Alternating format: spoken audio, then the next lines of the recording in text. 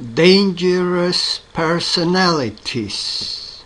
An FBI profiler shows you how to identify and protect yourself from harmful people. J.Navarro, M.A., FBI Special Agent, with Tony Sierra Poynter.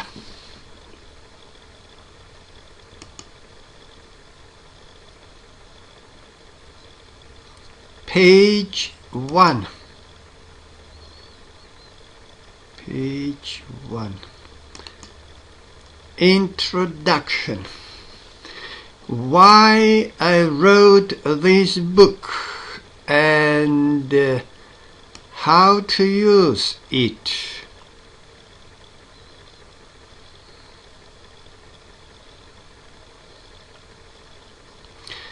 On June 27, 1975, a younger woman named Susan Sue Curtis went missing from an otherwise very safe college campus.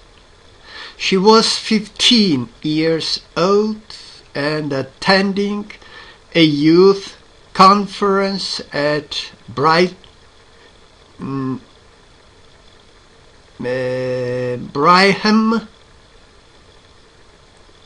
Young University in Provo, Utah, where I was a rookie police officer. I conducted the initial investigation into her disappearance. We interviewed friends and family for clues and learned that she'd gone back to her room to clean her new braces. But when I searched her room, her toothbrush was dry. She had never made it back. We could account for some of her activity in brackets. Her lunch ticket had been used, but we were limited in what we could reconstruct. This was before cameras were ubiquitous on campuses and cell phones kept us all connected. We talked with her family. I still remember the fathomless pain.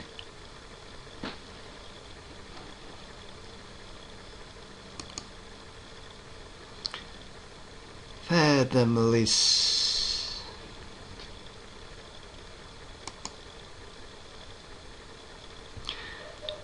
I still remember the fathomless pain and desperation. The trauma was devastating and sad. So sad.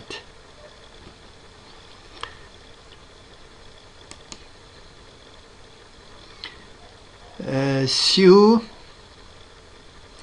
was never found, and eventually all reasonable leads were exhausted. But the mystery of her disappearance always bothered me because I had been on duty that night, patrolling the campus, and somehow felt partially responsible. I kept a copy of the case file containing a large photograph of her, and for years afterward I would scan crowds looking for a face that even remotely resembled hers. I kept the file to remind me of my failure to protect that innocent soul. Years passed, and I went on to become an FBI agent. Then one day I got a call from a Salt Lake City investigator. "There's something you should know," he told me. "We never found Sue Curtis, but we know who took her." He went on to say that a good-looking young man had been driving around campus in a Volkswagen that night looking for a victim. That man had finally admitted to kidnapping and killing Sue Curtis. His name was Theodore Ted Bundy, a man who eventually would confess to the murder of 35 young women in 4 different states. It's still hard to think about the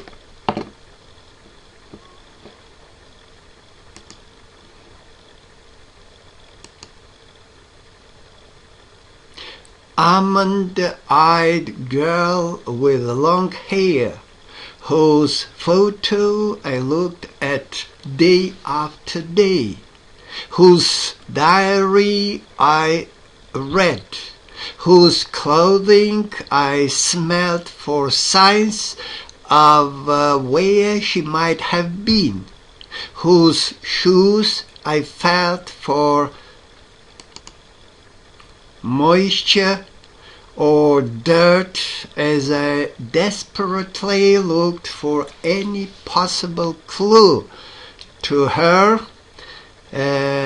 whereabouts. It's very possible that I had seen her killer that night driving about on campus. I would have looked twice at his car for not having a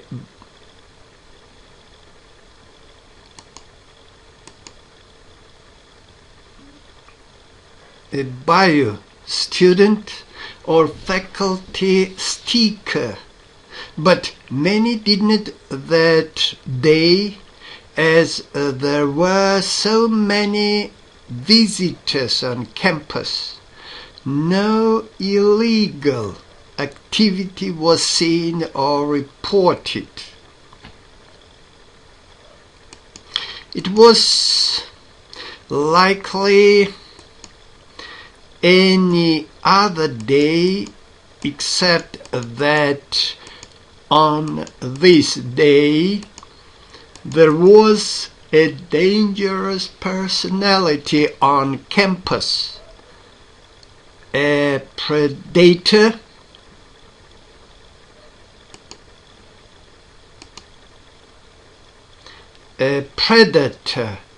and a serial killer who would go on to kill many times more.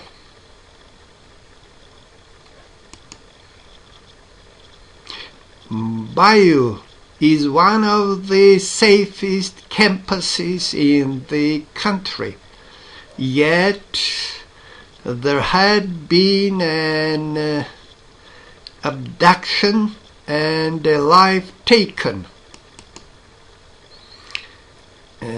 Bio is one of the safest campuses in the country, yet there had been an abduction and a life taken. How had this happened, and who would do such a thing?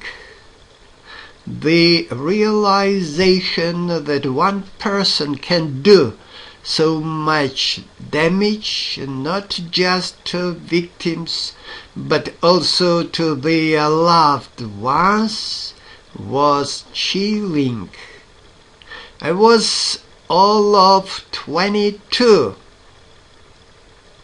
a police officer in uniform, when I first truly understood that there are dangerous personalities on this planet, and that because of them we can never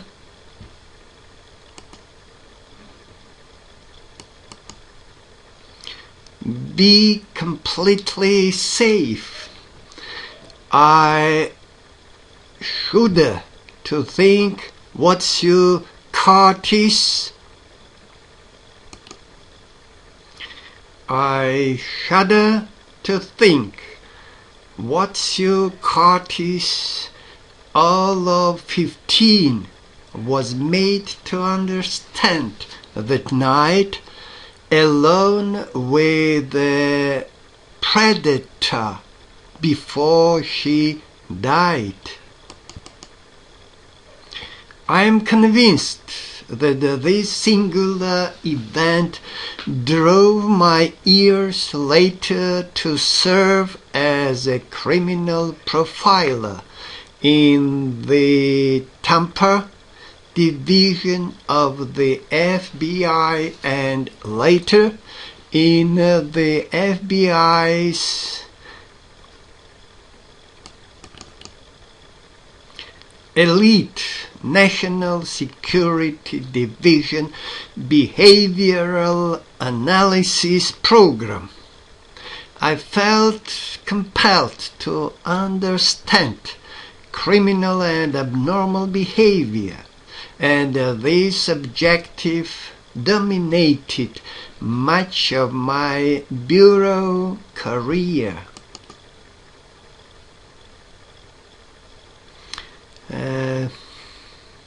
Socrates disappeared on my watch. Those were my words and initials on that investigative report. That tragic event drove my passion to seek answers from those who knew best.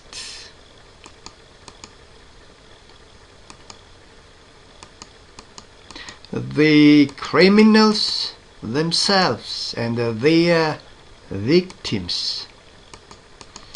What I learned from them of a period of 4 decades is that there are certain personalities who hurt people the most.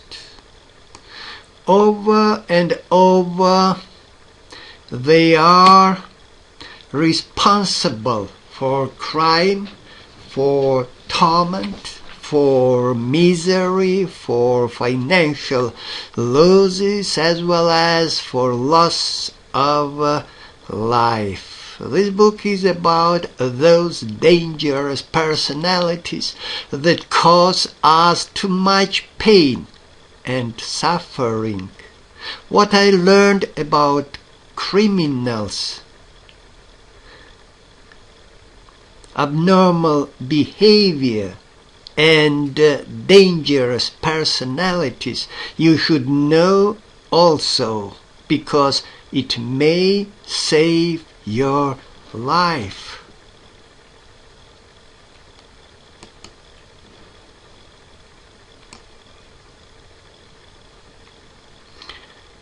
The reality of dangerous personalities.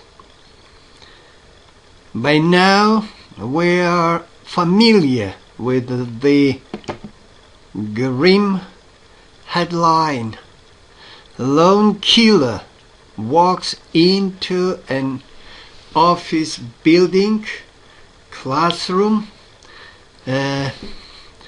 campground, or other area, and seemingly without provocation opens up with an assault rifle or other weapons, killing or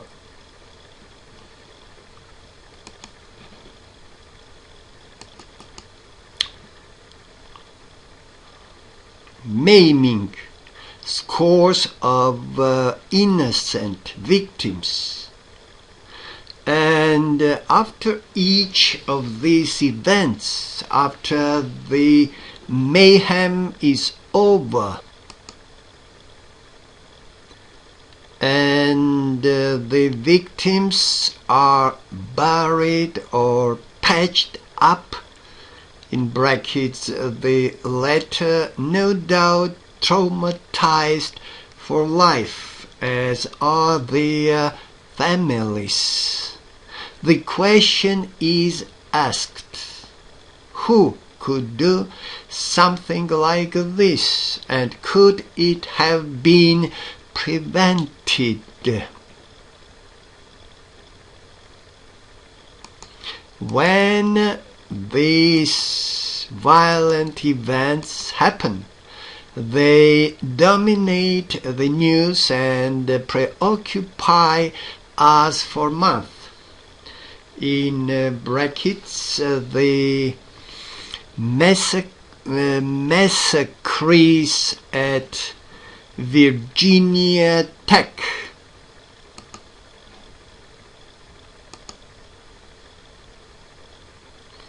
at Columbine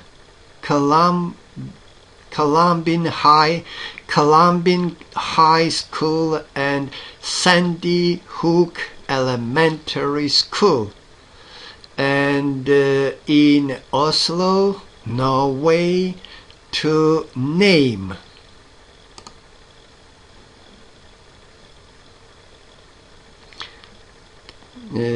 Just a few.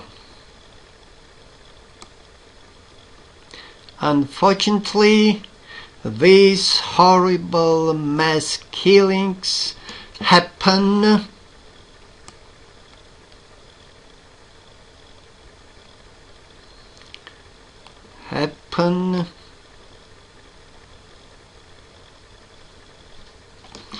all too often.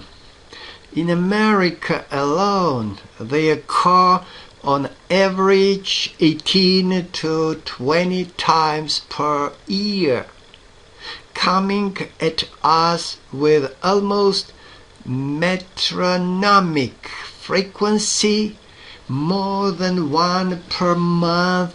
Such events are almost numbing.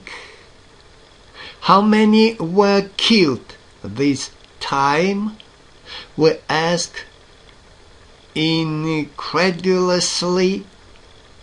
Was it 8, 16, 26, or 77, in brackets, as in Utøya,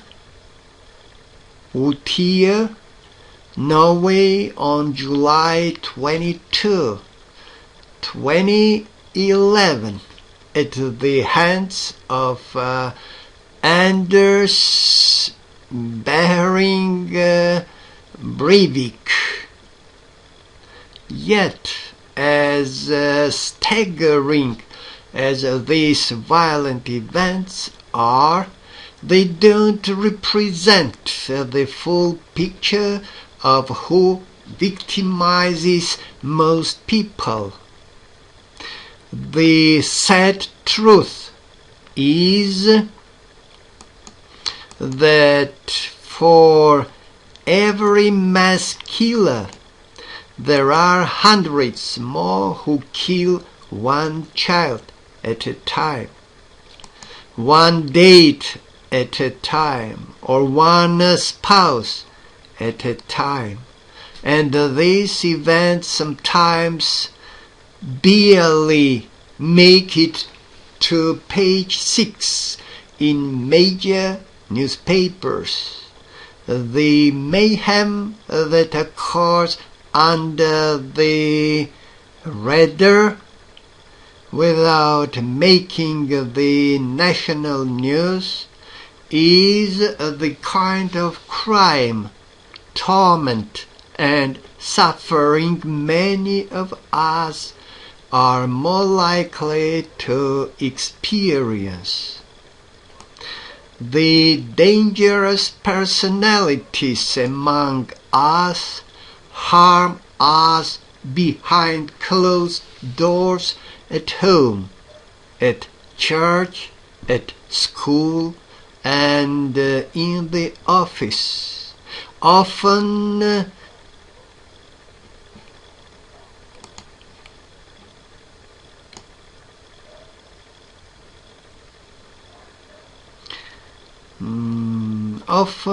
preying in secrecy on the unsuspecting or the trusting, and for the most part no one finds out until it's too late. When they do make the headlines, it's on those rare occasions when they get caught. They are responsible for many of the nearly 15,000 homicides.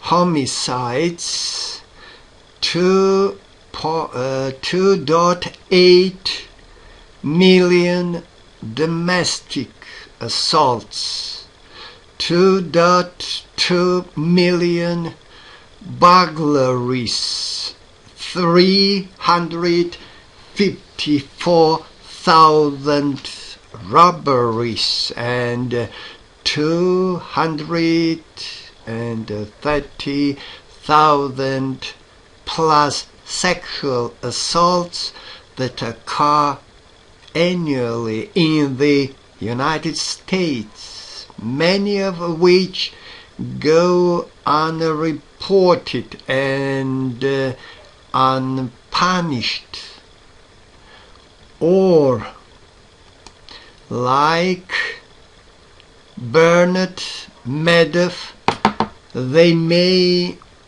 embezzle money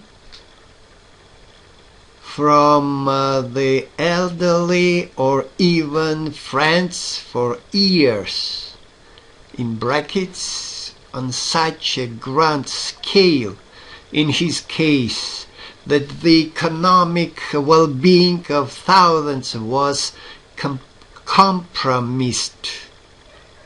They can go undisturbed for decades, destroying lives, as convicted child rapist Jerry Sandusky did at Pennsylvania State University. Think back to those times in your own life when someone stole something from you or took harmful advantage of you. Perhaps your house was burglarized or your car was broken into. Perhaps you dated someone who turned out to be toxic or you were bullied at school or at work. Perhaps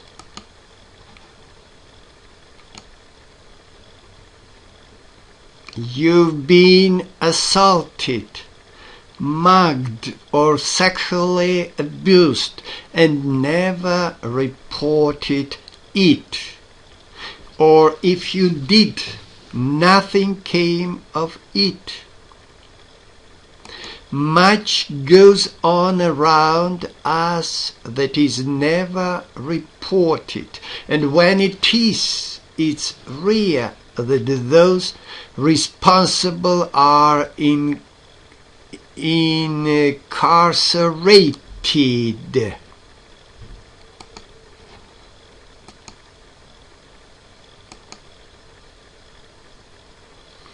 incarcerated. For 60 years, criminologists have known that fewer than 1% of criminals are ever incarcerated for their crimes. What this means for us is that most of the people who can hurt us, these dangerous personalities, will avoid official scrutiny, wreaking havoc in our lives without ever getting caught or persisting for years before they are stopped.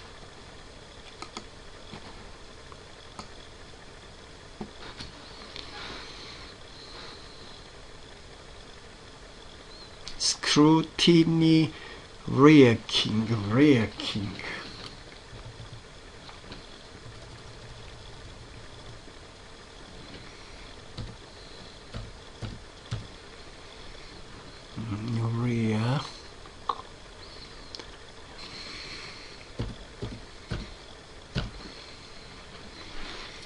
Сеющий, wreaking.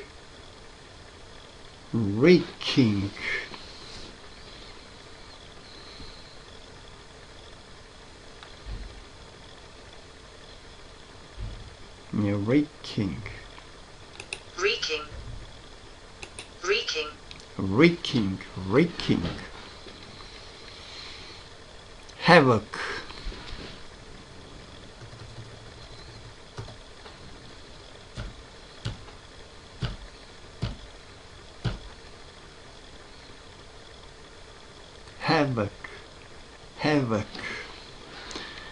Wreaking havoc in our lives without ever getting caught or persisting for years before they are stopped.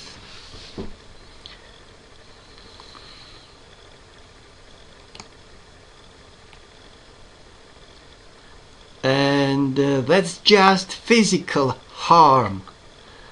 Not all wounds are physical. Most of the people who cause us harm will also do it emotionally, psychologically, or financially. They too are dangerous personalities because they put us at risk in their own way.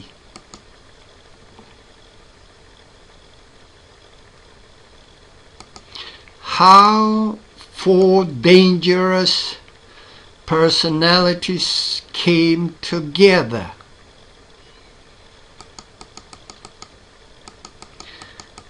While working for the FBI as a profiler, I began to see a pattern emerging as to the personality types who seemed to dominate our attention.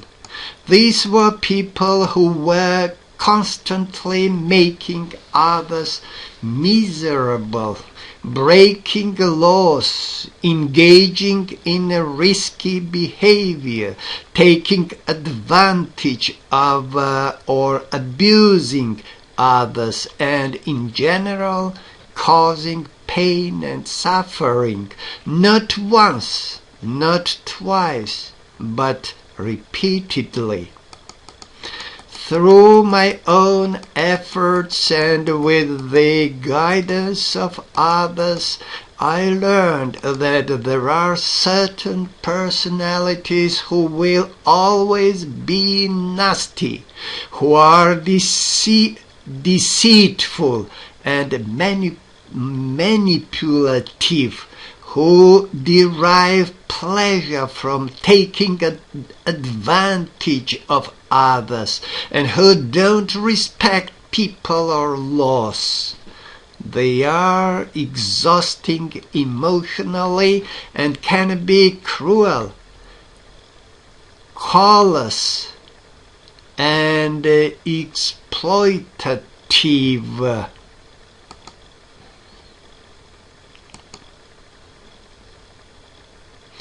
And they will repeat the behavior over and over without concern for the physical or psychological damage they inflict on others. From investigating, arresting and talking to rapists, murderers, kidnappers, bank robbers, white-collar criminals, pedophiles and terrorists, I learned sometimes the hard way that dangerous personalities can be very deceptive. They may look and act quite normal on the surface. They may even be intelligent, interesting, charming and attractive, but they are always dangerous. In 1995, I met Kelly Ferris Warren for the first time. 30 years old, she lived in Warner Robins, Georgia, with her daughter and husband. Kelly had served in the military, handling secretarial duties, and had been discharged honorably after serving her tour in Germany. Her husband worked at a lumberyard, and she did various odd jobs, including babysitting and working at a convenience store. Kelly always had a smile for me and would welcome me with a hug. What little food they had she willingly shared, and she always made sure to top off my glass of sweetened iced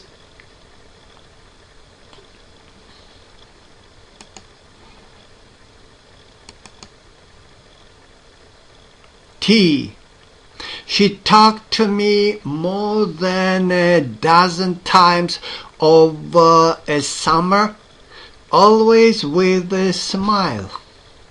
Kelly told me what life had been like as a U.S. Army soldier stationed in Germany and what it was like to grow up poor in the South.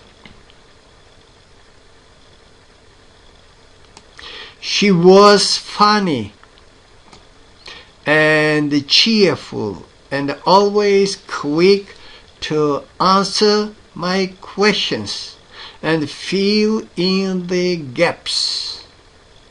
For nearly a year, she provided my FBI colleagues and me with the information that we used to pursue a criminal, and not just a criminal, but a Soviet bloc spy. For a year we followed Kelly's every word. Every bit of information she enthusiastically volunteered we pursued. But something wasn't right. Nothing Kelly was telling us was panning out. It took a long time to figure out because most of the leads were in Europe, not in the United States. Finally, we were able to confront her with the facts. That's when we learned that not only had she lied, but that it was she who had placed her nation at risk. It was she who, in her mere 20s, at the height of the Cold War, had put all of Central Europe in danger by selling to the Soviet bloc highly classified war plans that she had typed.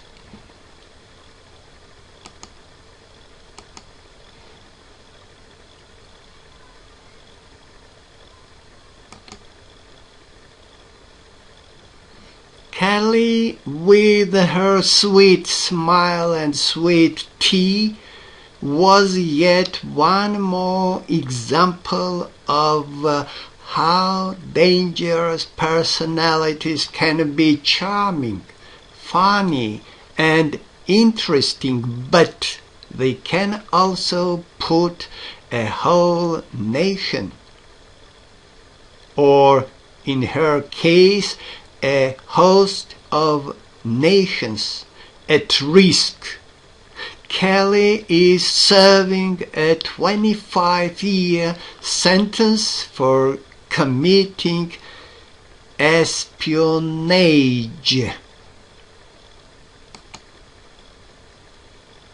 Espionage or espionage. These individuals are flawed not only in personality but also in character, that is, in morality and ethics. In essence, they can't be trusted to tell you the truth, to care about and protect you, or to keep you safe. And because of their flaws, invariably their behavior leaves behind a debris field of human suffering.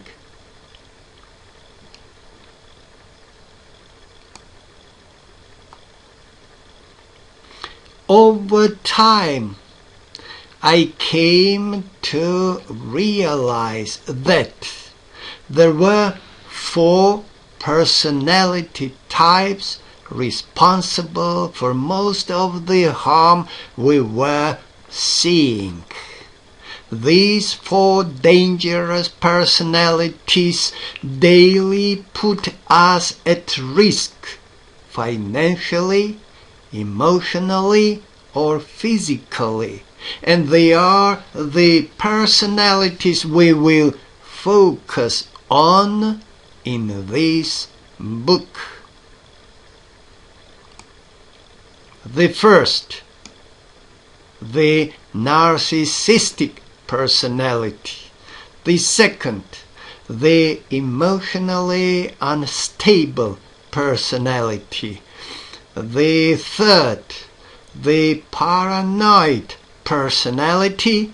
And the fourth, the predator.